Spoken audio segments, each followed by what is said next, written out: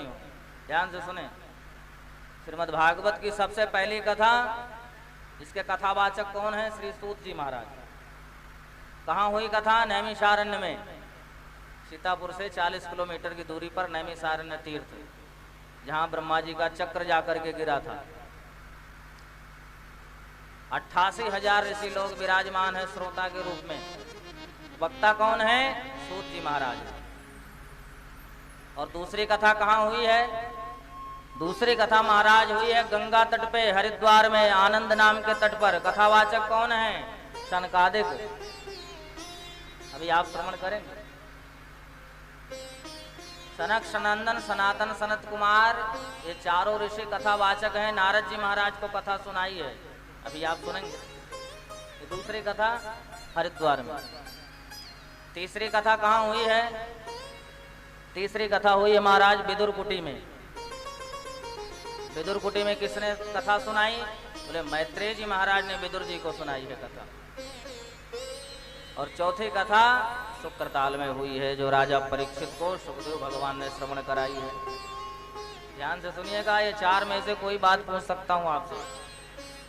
चार कथावाचक श्रीमद् भागवत में हैं और अलग अलग जगह कथाएं हुई हैं। तभी से कथा का प्रचलन शुरू हुआ है। वैसे तो श्रीमन नारायण स्वयं कथावाचक हैं, 1 महीने के लिए कथा सुनाते हैं लक्ष्मी जी को, तो लक्ष्मी जी वही कथा महाराज 2 महीने तक सुनाती। अब ज्यादा उधर नहीं जाएंगे, इस विषय पर ध्यान दें। जो पहली कथा सूत जी ने सौनक आदि ऋषियों को सुनाई, हम भी सबसे पहली कथा यही सुनेंगे।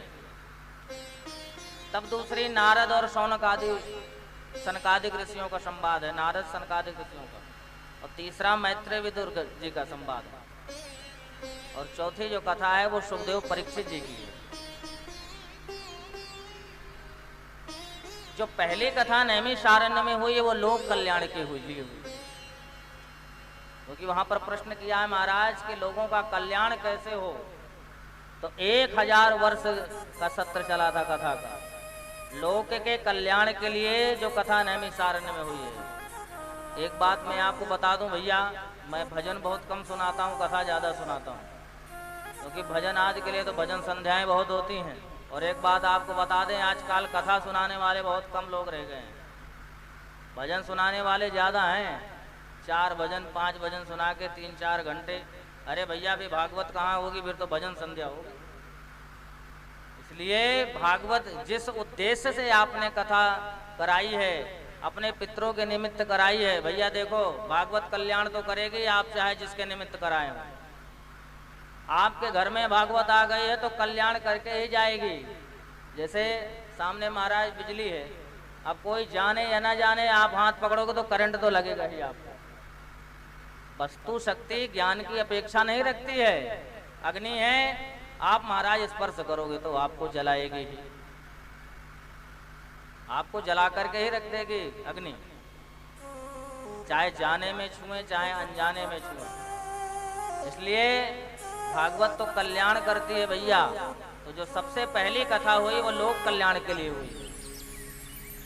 जो नारद जी ने कथा श्रवण की है सनकादिक ऋषियों से, वो महाराज परोपकार के लिए हुई है, भक्ति महारानी के लिए वो कथा सुनी है नारद जी ने। और जो तीसरी कथा है वो ज्ञान के लिए हुई है,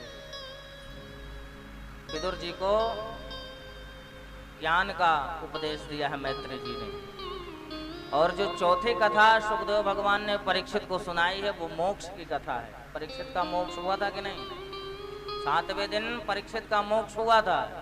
इसलिए ये जो आप कथा श्रवण कर रहे हैं ये मोक्षदायिनी है। इसलिए अंतःकरण को पवित्र करते हुए भैया सजग होकर के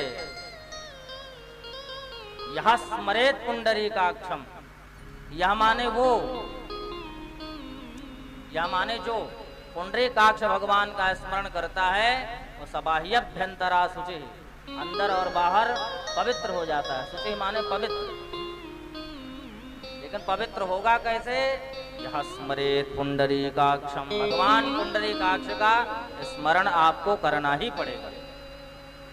बिना स्मरण किए हुए आप पवित्र होने वाले नहीं हैं। अब पवित्र हो गए फिर क्या, फिर तो आपका कल्याण हो गया। बस एक बार आपको पवित्र करना है अपने आप को। मैं निवेदन कर रहा था कि गोविंद की अति कृपा होती है, जब महाराज अति हो जाती है किसी चीज की। सत्संग में हर किसी के पैर चल करके अपने आप नहीं आते हैं। जब भगवान की जिसपे अति कृपा होती है तब वो जाकर के महाराज भागवत के पांडाल में प्रवेश करता है।